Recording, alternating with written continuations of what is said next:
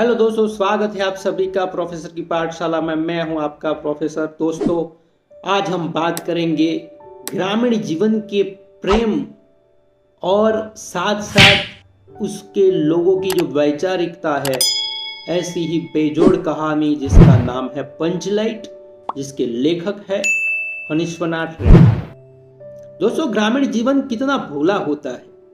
ग्रामीण जीवन में किस प्रकार से लोग एक दूसरे के साथ कैसे रहते हैं, उसकी सामाजिक व्यवस्था कैसी होती है, लोग किस प्रकार से एक दूसरे से प्रेम करते हैं, लड़का लड़की किस प्रकार से प्रेम का इजहार करते हैं, कैसे पंच होता है और किस प्रकार से ये लोग जो है एक साथ फिर भी रहते हैं अनेक दुविधाओं के बावजूद। इन सब बातों को इन्होंने पंचलाइट कहानी में हमारे सामने फणीश्वरनाथ रेणु ने रखा है। आइए हम देखते हैं पंचलाइट कहानी। दोस्तों, पंचलाइट कहानी जो है वो हिंदी के सुप्रसिद्ध कहानीकार या रचनाकार, उपन्यासकार जिसे कह सकते हैं, फणीश्वरनाथ रेणु की है। और ये कहानी जो है वो आंचलिक कहानी। आंचलिक कहानी का मतलब होता है अंचल से जुड़ी हुई संस्कृति, उसके रीति रिवाज को लेकर जो कहानी लिखी जाती है वह। अंचल का मतलब होता है एक प्रदेश, किसी प्रदेश विशेष की जो सांस्कृतिक रीति रिवाज है या उसकी समाज है, उन सब बातों को हमारे सामने जब कोई रचनाकार रखता है तो वो आंचलिक कहानी कहा जाता है। आंचलिक उपन्यास या आंचलिक कहानी की शुरुआत जो है वो पहले हिंदी साहित्य में हुई थी, किंतु फणीश्वरनाथ रेणु के आने के बाद उसमें चार चांद लग जाए। असल में यही से इसकी शुरुआत होती है। दोस्तों, ये पंचलाइट कहानी जो है वो ग्रामीण जीवन से जुड़ी हुई है और किस प्रकार से महतो टोली जो है वो पंचलाइट खरीद के लाते हैं और उसके जो मुखिया है वो लोगों को बताते हैं, अपने समाज के लोगों को, कि किस प्रकार से वो बाजार में से पंचलाइट लाए हैं, किस प्रकार से उन्होंने भाव को कम करवाया था। फिर लाते तो है किंतु अब जलाएगा कौन, क्योंकि हम सब खास करके आप जीवन के साथ भी ये चीजें जुड़ी हुई है। आप देख सकते हैं कि कई बार ऐसी चीजें हम लाके रख देते हैं किंतु कैसे चलाना है वो हमें नहीं आता। यहां पर भी यही हुआ, पंचलाइट ला तो दी किंतु कैसे चलाई जाए, कैसे जलाया जाए। अगर दूसरे समाज की मदद लेंगे तो हमें जीवन भर नीचा देखना पड़ेगा, इसीलिए उन्हें किसी को बुला नहीं सकते। और जो जलाना जानता है वो तो समाज से बाहर कर दिया गया है। और इस स्थिति में किस प्रकार से प्रेम जो है वो किस प्रकार से मजबूताई प्रदान होती है उसको, और किस प्रकार से मुंदरी और गोधन का प्रेम जो है वो ऊपर उठता है। तो आइए देखते हैं पंचलाइट कहानी। पिछले 15 महीनों से दंड जुर्माने के पैसों से जमा करके जो महतो टोली थी उसके पंचों ने पेट्रोमैक्स खरीदा है। इस बार रामनवमी के मेले में गांव में सब मिलकर 8 पंचायतें, हर एक जाति की अलग अलग सभा जट्टी है। सभी पंचायतों में दरी, जाजिम, शतरंजी और पेट्रोमैक्स है। पेट्रोमैक्स जिसे गांव वाले पंचलाइट कहते हैं। कुल मिलाकर गांव में जो पंचायतें हैं उन पंचायतों में पेट्रोमैक्स है और दरी है, यानी कि ये समाज के कुछ प्रतीक है, पंच के कुछ प्रतीक है, वो हर एक समाज के पास ये टोलों में विभाजित लोग जो है वो रहते हैं। तो पहली विशेषता, ग्रामीण जीवन के लोग जो है अपनी जाति के टोलों में विभाजित होकर रहते हैं। और पंचलाइट खरीदने के बाद पंचों ने मेले में ही तय किया कि 10 रुपये बच गए हैं, इसे पूजा की सामग्री खरीद ली जाए। पंचलाइट खरीदी, रुपये 10 बचे हैं, तो ये दंड का जो पैसा था, जुर्माने का पैसा था, उसमें से पंचलाइट खरीदा और उसमें से जो पैसे बचे उसमें से वो कहते हैं कि पूजा की सामग्री खरीद ली जाए। बिना नेम टेम के कल कब्जे वाली चीज का पुण्य नहीं करना चाहिए। अंग्रेज बहादुर के राज में भी पुल बनाने के पहले बलि दी जाती थी। तो ये देश काल वातावरण की बात है। अंग्रेज राज में पुल बनाने से पहले बलि दी जाती थी। इस प्रकार से अगर किसी नई चीज का उद्घाटन करना है तो पूजा तो करनी ही पड़ेगी, पूजा सामग्री तो चाहिए। तो 10 रुपये की पूजा सामग्री उन्होंने खरीद ली। मेले में सभी दिन दहाड़ ही गांव लौटे। सबसे आगे पंचायत का छड़ीदार पंचलेट का डिब्बा माथे पर लेकर और उसके पीछे सरदार, दीवान और पंच वगैरह। गांव के बाहर ही ब्राह्मण टोली के फुटकी जी ने टोक दिया, कितने में लालटेन खरीदे हैं मैं तो। अब ये पंच वाले जो है वो गांव शहर में से जो पंचलेट खरीद के आ रहे हैं, और गांव के जो मुखिया है वो छड़ीदार जो है वो पंचलेट को अपने सिर पे लेके आ रहा है। और ब्राह्मण टोली के लोग जो है वहीं पूछ लेते हैं कितने में खरीदा। ये गांव में एक ग्रामीण जीवन की एक संस्कृति है, ग्रामीण जीवन की एक विशेषता है। किस प्रकार से लोग जो है एक दूसरे के साथ किसे हिलमिल के रहते हैं, कैसे एक दूसरे के साथ ईर्ष्या द्वेष भी रहता है, फिर भी एक साथ देखते नहीं पंचलेट है। ब्राह्मण टोली के लोग ऐसे ही बात करते हैं, अपने घर की डिबरी को भी बिजली बत्ती कहेंगे और दूसरों के पंचलेट को लालटेन। पंचलेट एक सामाजिक प्रतीक है,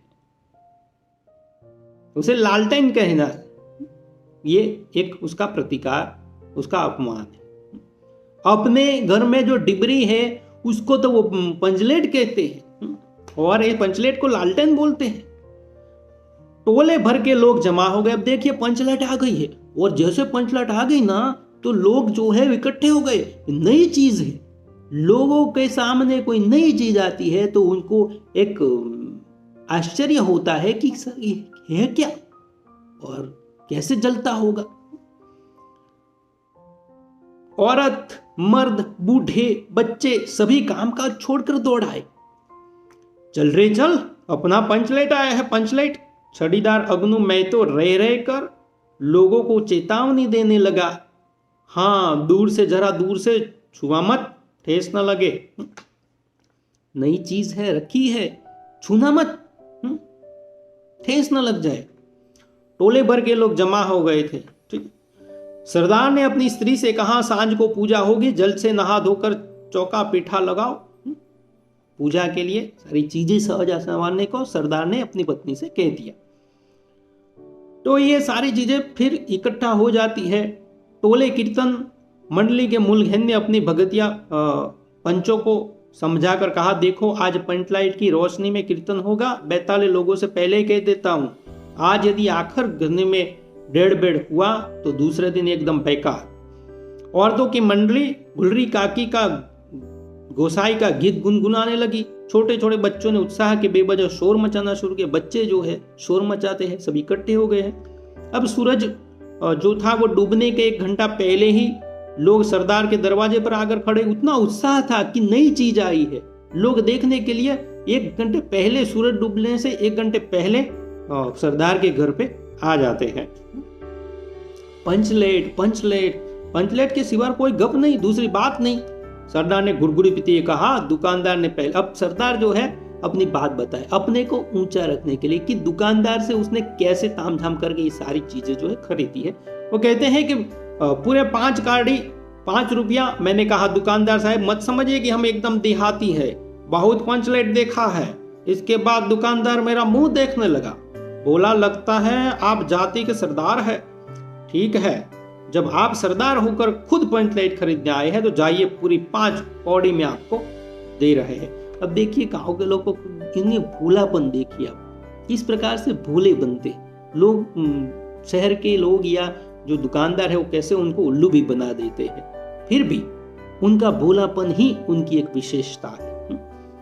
तो सरदार जो है अपनी बात बता रहे हैं, दीवान जी अपनी बात बता रहे हैं कि वो अब दुकानदार जो था वो बक्सा नहीं दे रहा था, तो किस प्रकार से उन्होंने बक्सा भी लिया है। अब देखिए ये सारी चीजें वैसे साथ में ही आती है, किंतु ये अपने आप को उभार रहे हैं लोगों के सामने कि हम जो है अपने टोले को, अपने पंच को किस प्रकार से मजबूती प्रदान कर रहे हैं।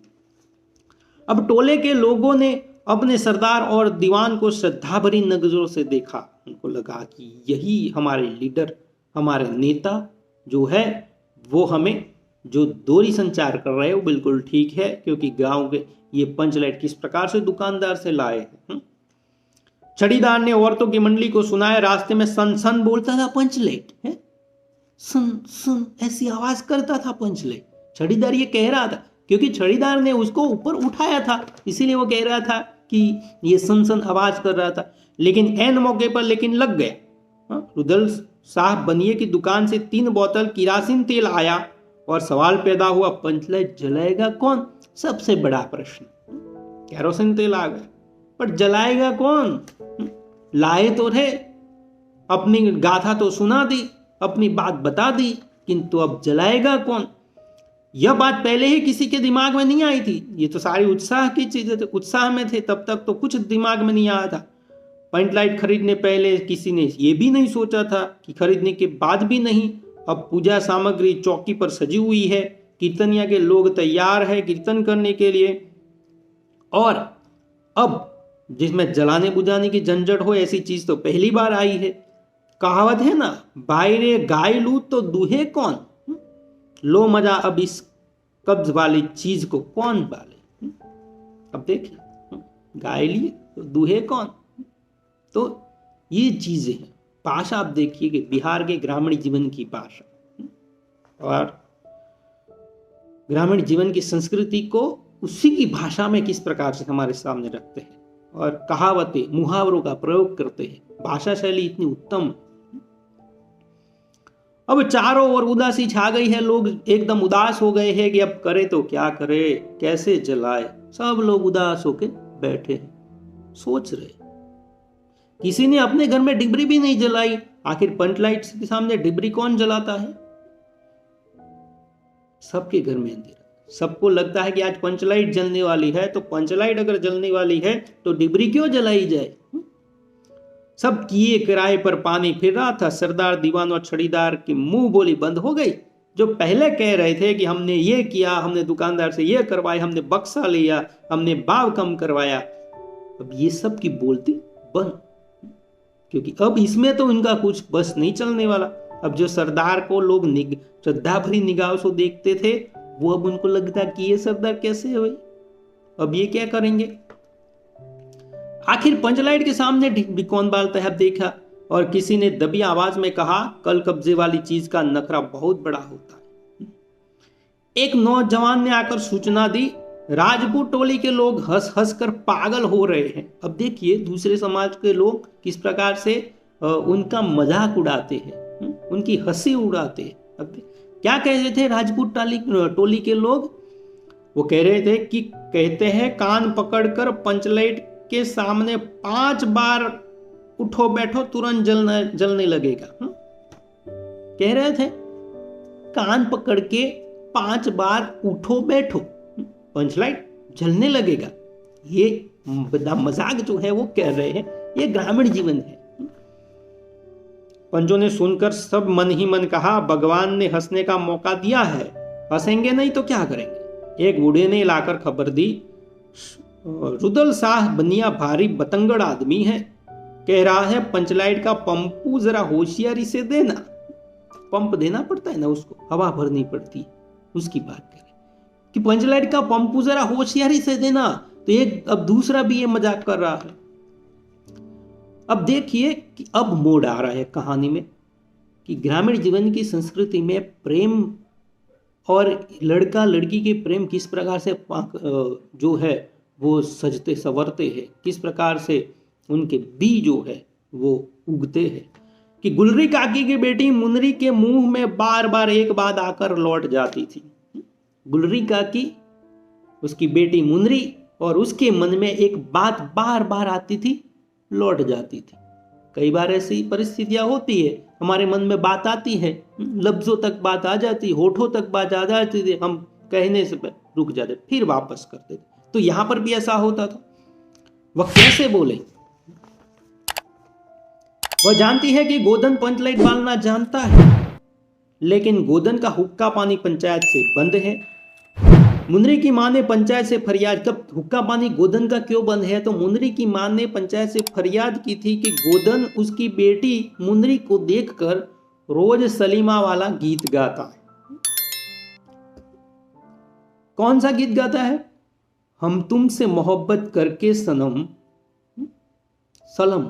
अब देखिए सनम की जगह वो सलम कह रहे। तो ये भाषा की एक जिसे हम रोचकता कह सकते हैं।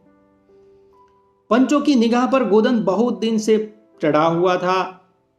दूसरे गांव से आकर बसा है गोधन, और अब तक टोले के पंचों को पान सुपारी खाने के लिए भी कुछ नहीं दिया। गांव में रहना है तो पंचों को खुश करना पड़ता है। दूसरे गांव से आया है और पंचों को कुछ दिया ही नहीं है, परवाह ही नहीं करता। बस पंचों को मौका मिला, 10 रुपया जुर्माना, न देने के हुक्का बने बंद। आज तक गोधन पंचायत से बाहर है। उसे कैसे कहा जाए कि मुंदरी, उसका नाम कैसे ले? और इधर जाति का पानी उतरा। एक तरफ जाति की इज्जत, एक तरफ पंच का नियम। क्या करे मुंदरी, क्या करे? वो तो मन ही मन तो प्रेम करती है गोधन से, किंतु मां ने फरियाद की थी कि ये गोधन जो है मेरी बेटी को देखकर सलीमा वाला गीत गाता है, हम तुमसे मोहब्बत करके सलम, सलम सनम नहीं, एक्चुअली सनम शब्द है, उसको सलम बोल रहा है। अब धीरे से, अब देखिए किस प्रकार से गांव में अपनी सखियों को बातें करनी जाती है। लड़कियां जो होती है अक्सर ये करते, अपनी सखियों से अपने मन की बात करती है। कैसे करती है? मुंदरी ने चालाकी से अपनी सहेली कनेली के कान में बात डाल दी। अब भाषा देखिए, चिगो चिचिन। कनेली मुस्कुरा रह गई। गोधन तू बंद है। मुंदरी बोली, तू क्या तो सरदार से? गोधन जानता है पटलाइट बालना? कनेली बोली, गोधन? कौन गोधन? जानता है बालना, लेकिन बेसारी बात आके अटकी, क्योंकि हुक्का मानी बंद है। जानता तो है गोधन, अब बात कैसे बताई जाए? पंचों ने ही उस पर बैन लगाया है। तो सरदार ने दीवान की ओर देखा, दीवान ने पंचों की ओर, पंचों ने एक मत होकर हुक्का पानी बंद किया है। सलीमा का गीत गाकर आंख का इशारा करने वाले गोधन को गांव भर के लोग नाराज हैं। आंखों से इशारा करता था, नाराज है गांव के लोग। सरदार ने कहा, जाति की बंदिश क्या, जब उसकी जाति की इज्जत ही न पानी में मिलती जा रहे। क्यों जी दीवान? दीवान ने कहा, ठीक है, क्योंकि जब जाति की इज्जत लगी हो अब, तो ये सारी चीजें किस काम की, जब जाति ही न रहे। पंचों ने भी एक स्वर में कहा, ठीक है, गोधन को खोल दिया जाए। चलो अब देखिए कैसी स्थितियां पैदा होती है। अब देखिए कि पंचलाइट आई, पंचलाइट कोई बालना नहीं जानता, और इसके कारण मुंदरी जो थी उसका प्रेम गोधन, वो बालना जानता है। और फिर आज की फिल्मों में किस प्रकार से प्रेम, जैसे कि किसी लड़के के पीछे गुंडे पड़ जाते हैं, गुंडे को छुड़वाने के लिए हीरो आता है और इधर उधर की तो फाइटिंग करता है और उसको छुड़ा के फिर प्रेम होता है। किंतु ये प्रेम जो है गांव का प्रेम है। किस प्रकार से प्रेम जो है वो यहाँ पर आपने देखा कि किस प्रकार से धीरे धीरे ऊपर आता है। अब सब लोगों ने गोधन को खोल दिया, मुक्त कर दिया। अब गोधन भी ऐसा वैसा नहीं था कि अब बुलाने काम पड़ गए और बुलाने आए तो चला आए। तो दोस्तों, गोधन को छड़ीदार को भेजा जाता है बुलाने के लिए।